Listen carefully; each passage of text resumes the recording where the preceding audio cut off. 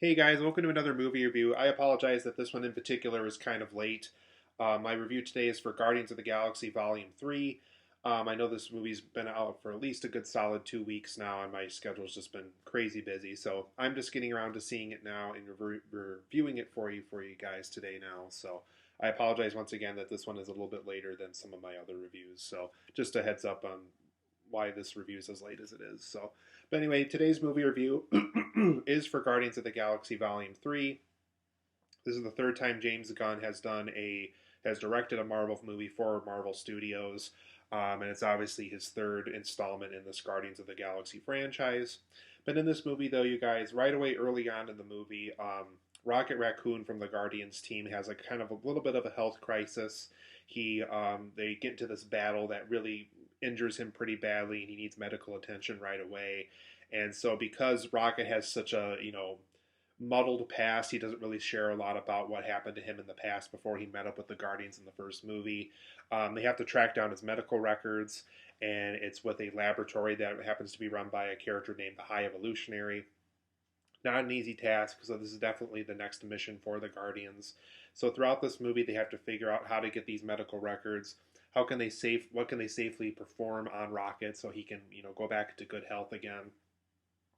And how exactly are they going to get the records that they need? Since the High Evolutionary, he believes in harming animals to perfect science, so not exactly the easiest, most negotiable person to get records from something like that. So over the course of this movie, it's about saving Rocket, stopping the High Evolutionary from doing these terrible things to animals, and are the Guardians going to disband once and for all, or is this something where it's just another mission for them, or is there something that's going to happen that's going to disband the team once and for all?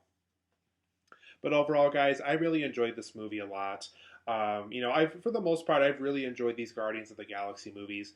Volume 2 for me, I enjoyed, but I certainly had issues with it. But I think this is a step up from Volume 2. Not quite as good as the first film. I don't think we're ever going to have a Guardians film that's going to surpass the first film, to be honest. But as far as these three Guardians movies that James Gunn has worked on, this is probably my second favorite of the three that he's done. Lots of things to love about this movie. Similar to Volume 2, though, there's things about them to get into my negatives as to why it's not perfect, why it's not quite as good as that first Guardians movie.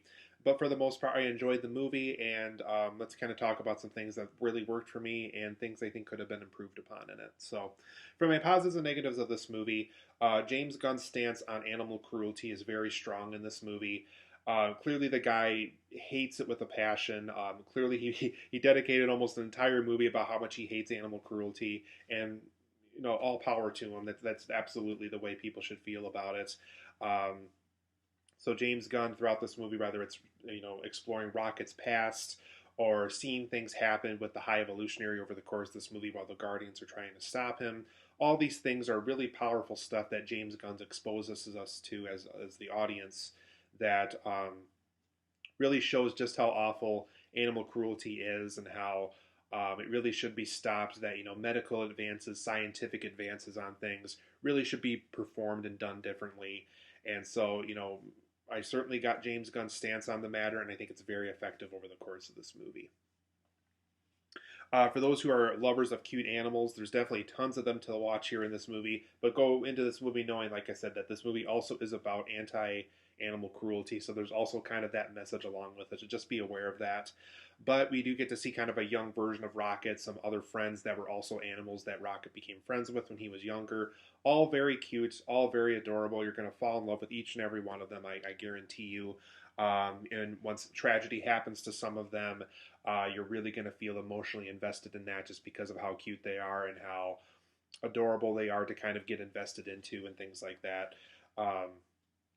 Like I said, so several cute animals throughout. So if you're an animal lover, if you like the way that Baby Groot was handled in Guardians of the Galaxy Volume 2, young Rocket Raccoon in this movie is kind of the substitute to Baby Groot, since Groot's now an adult in this movie, since he had to get reborn again at the end of that first Guardians movie. But several cute animals here. I love seeing young Rocket. It was very, very cute, and huge thumbs up for me in that department. This is also just another fun ride with the Guardians. I just, really love seeing this team. I love seeing Gamora. I love seeing Star-Lord. I love seeing Drax. Love seeing Rocket. Love seeing Mantis. And love seeing Nebula. This is just a fun team of characters to watch in a movie. James Gunn always knows how to handle give each character enough screen time and stuff like that.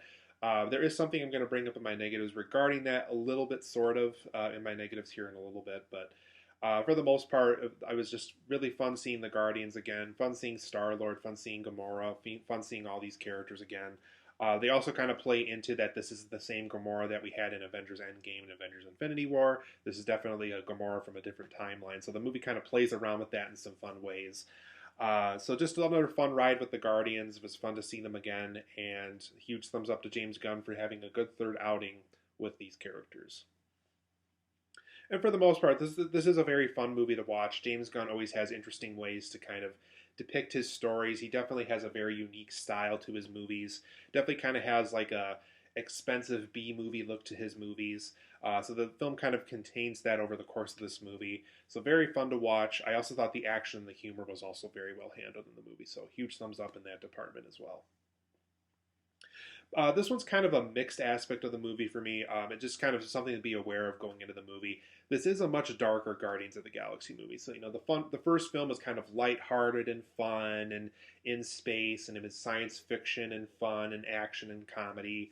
The second film, dealt with some deeper things. When we get to see kind of learn more about Peter Quill's real father and stuff. But this film in particular, it has a much darker tone to it. Like I said, it does deal with animal cruelty. There's just a lot of scenes where characters are like bleeding to death and you see the blood and stuff like that. So to go into this film knowing if you have kids or if you're kind of squeamish on certain things, this is a much darker Guardians film. So just go into this film knowing that it is much darker. It does still have the PG-13 rating that the other two films did, but there is some things and some tones and some subject matters covered in this movie that clearly kind of make the point that this is a much darker Guardians of the Galaxy film. So not really a positive or a negative. Just go into this film knowing that that's what this movie's going to be. So some might really like that aspect of the movie, and for those who are kind of squeamish and wanted something more along the line of those first two Guardians films, this is unfortunately a little bit darker than those movies. So just go into this film knowing that that's the case. But for my negatives of this movie, though, you guys, for the most part, I think James Gunn had too many flashback scenes in this movie. And I get it, we have to explore Rocket's past in order to kind of fully understand everything that's happening with him and why the medical records are just so difficult to get to for him and things like that. But I think there's almost too many of them. And I think my issue with it, especially by the time the credits rolled in this movie, is there's almost more time spent on flashbacks than there is like a chronological story with the Guardians themselves. I think that's my issue with this movie. It's one thing if James Gunn clearly said, hey guys, this is going to be a Rocket Raccoon movie, it's going to be a lot of time spent with that. The Guardians are going to be in it. It's definitely going to be like a Thor Love and Thunder situation where they're in the movie, but it's going to be about Rocket. So I think based on the movie I watched, that's kind of what it felt like. It just kind of felt like Rocket Raccoon had so much to do in the story that the Guardians kind of had to take a backseat a little bit. Just a personal preference. Like I said, I think maybe cut the flashbacks down a little bit, really kind of maybe get to the point a little bit quicker.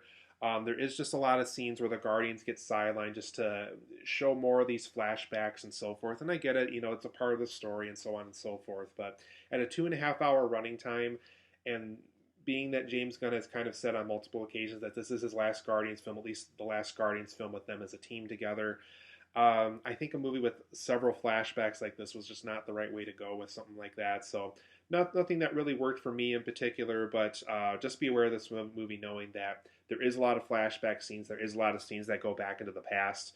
Perfectly fine to do if you have a couple of them, but this movie has a ton of them. And so going into this film knowing that, it didn't personally work for me. I would have preferred something more chronological and in the timeline that the film is taking place in, but there is a lot of flashbacks in this movie. I also thought the runtime was also very long, and as a result, the film kind of feels a little long-winded. Like it feels like they had so much material that was filmed over this movie. I wouldn't even actually be surprised if the rough cut of this movie was about 3 hours. But clearly it was 2.5, so they probably had to take a lot of stuff out.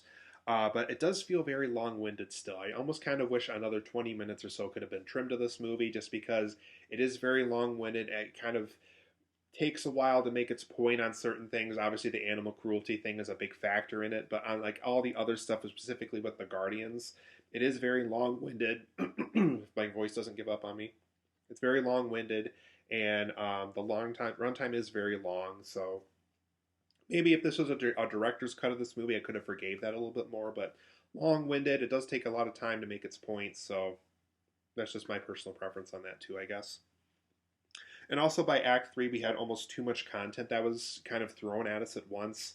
You know, we got to wrap up the whole Guardians thing. We got to wrap up the thing with Rocket. We got to wrap up the thing with High Evolutionary. We got to wrap up the thing with Adam Warlock. And by the time we get to Act 3, it's almost like it's too much being thrown at us at once. And for being a film that's kind of the farewell tour for the Guardians as a team, I think kind of letting us digest stuff a little bit slower and more spread out throughout the movie, I think would have been better.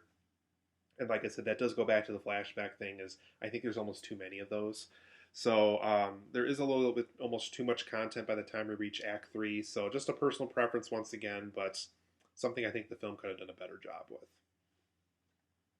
And also, for the most part, this isn't really anything too original or fresh at this point. If you like the first two Guardians films, it's definitely a continuation of that with a little bit of a darker tone, like I mentioned. But unfortunately, nothing too original or too fresh here. It's just kind of things that we've seen the Guardians do before in different capacities. So I would have preferred something that really would have put the Guardians out there into something really unique and different. But unfortunately, this film is a little on the unoriginal, unfresh side for me. So I'm probably going to ding it a couple points just because of that, for that reason. So. And also, for the most part, I really would have wished that Adam Warlock would have had more to do in this movie. Will Poulter from We're the Millers plays him. And I know in the comics, I believe he even helped the Avengers kind of get the Infinity Stones, make sure that Thanos never got them. And I get it. You know, the Infinity Saga's done with. They got to do something new with him now. But and I know he was introduced in like an end credits scene in Guardians 2. So I don't know if James Gunn felt contractually obligated to use him, or what the deal was. But for me personally, I would have preferred if Adam Warlock was given more to do in this movie. But overall, guys, I'm going to give Guardians of the Galaxy Volume 3 a 8.5 out of 10. I really like this movie. I think there's things about it that I could use improvement, that could have been better. But for the most part, there's a lot of strong stuff about it. You know, specifically James Gunn's stance on animal cruelty. It was just another fun ride with the Guardians. It's fun to watch. The action and humor is very good in it. But like I said, there's things about it that I think kind of wear the film down from being as good as the first Guardians film. So 8.5 out of 10 for me. Really enjoy Guardians of the Galaxy Volume 3. I recommend it. I recommend seeing it specifically if you like the first two Guardians films in particular.